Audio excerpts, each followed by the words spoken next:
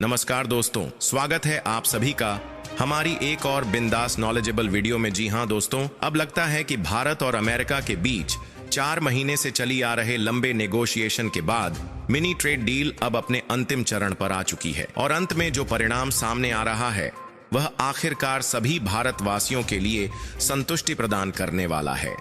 क्योंकि अभी तक तो अमेरिका ने भारत के ऊपर अपनी शर्तें मनवाने के लिए बहुत ज्यादा दबाव बनाए हुए थे, लेकिन भारत ने इस पर कोई भी ध्यान नहीं दिया और अपना काम करता रहा।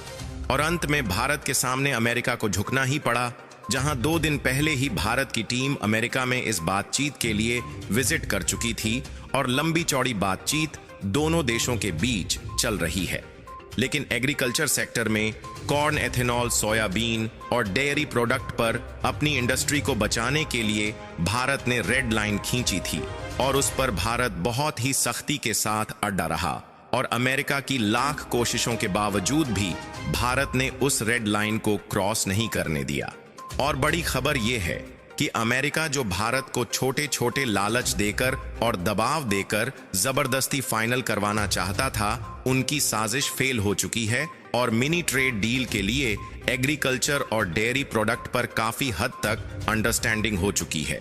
क्योंकि भारत ने डोरी को उतनी तेजी से भी नहीं खींचा कि अन्य देशों की तरह भारत के खिलाफ भी अमेरिका को जाना पड़े, और ना ही उस डोरी पर उतनी भी डील दिया कि उसे अमेरिका अपनी ओर खींच ले जाए।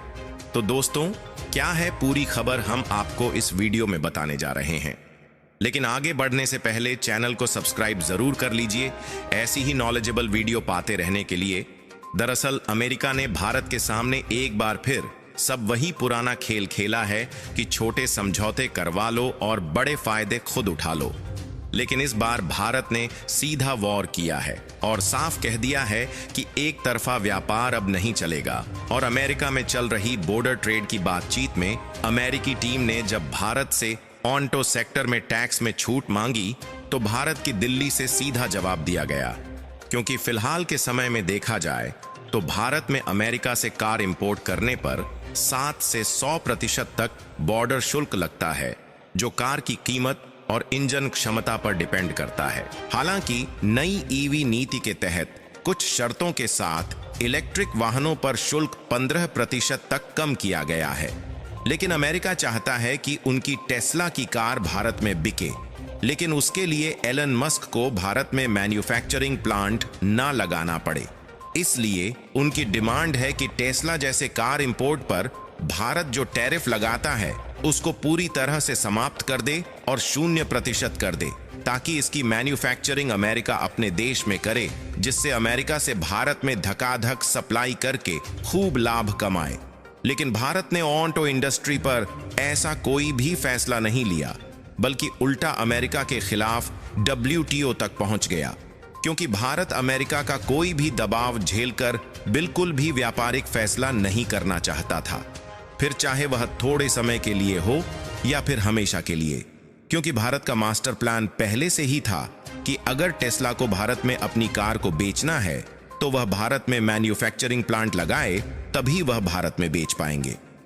क्योंकि इस तरीके से भारत के लोगों को न सिर्फ लोकल मैन्युफैक्चरिंग के माध्यम से रोजगार मिलता है, बल्कि कई मामले में इन कंपनियों का इन्वेस्टमेंट भारत में कंट्रीब्यूट होता है और भारत के लोग मेड इन अमेरिका नहीं बल्कि मेक इन इंडिया का टैग वाली कार का इस्तेमाल करते। इसीलिए भारत के द्वारा जवाब घुमा फिराकर जरूर दिया गया था, लेकिन मतलब यही था कि अगर टेस्ला भारत में टैक्स फ्री बिकेगी तो महिंद्रा और टाटा को भी अमेरिकी मार्केट में बराबरी चाहिए, क्योंकि अमेरिका का असली प्लान था भारत के साथ कुछ लो हैंगिंग फ्रूट्स जैसे समझौते कर लो, जैसे कुछ एग्रीकल्चरल प्रोडक्ट्स का एक्सपोर्ट या छोटे टेक्निकल टैरिफ का निपटारा, और फिर इसके दम पर पूरी ट्रेड डील को अपने हक में मोड़ दो। इसीलिए अमेरिका की डिमांड थी कि टेस्ला, रवियन जैसी ईवी कंपनियों को भारत में ड्यूटी फ्री एंट्री दिया जाए,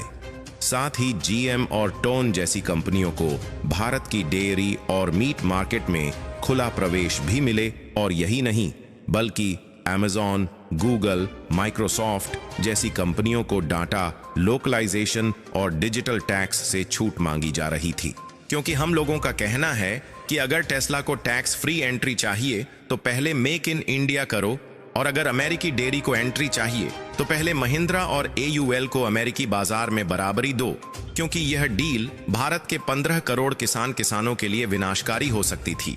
साथ ही GMO सीड्स से भारत के ऑर्गेनिक और ट्रेडिशनल खेती मॉडल को खतरा था, जहां अमेरिकी टीम चाहती थी कि GM जैसे बीज कंपनियों और टसन जैसे डेयरी ब्रांड्स को भारत में खुला बाजार मिले।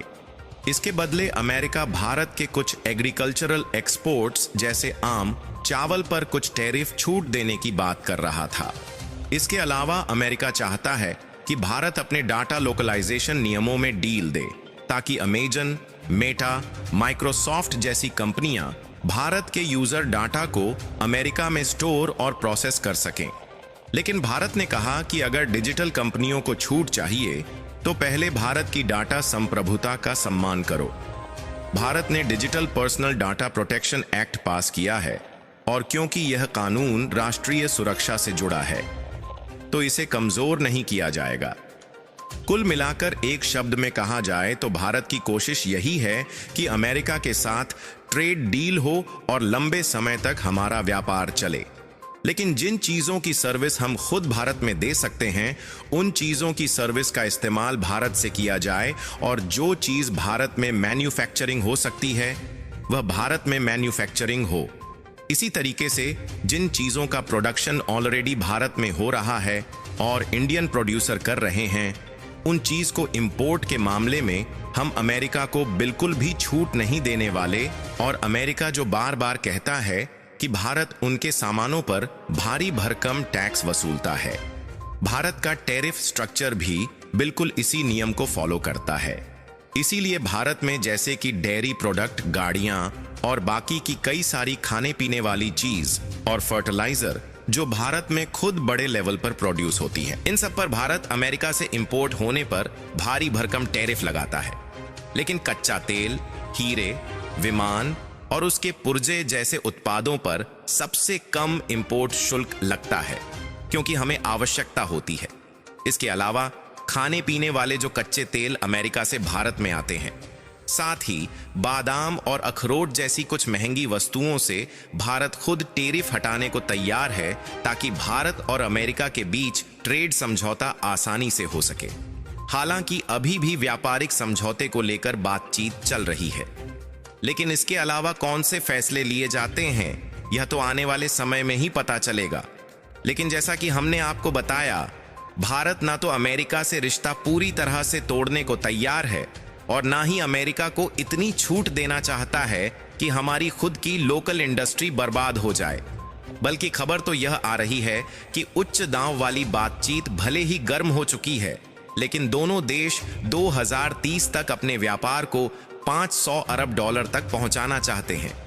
बाकी भारत ने जिस तरीके से अमेरिका के खिलाफ सख्ती बरती है, इस पर आप क्या कहना चाहेंगे?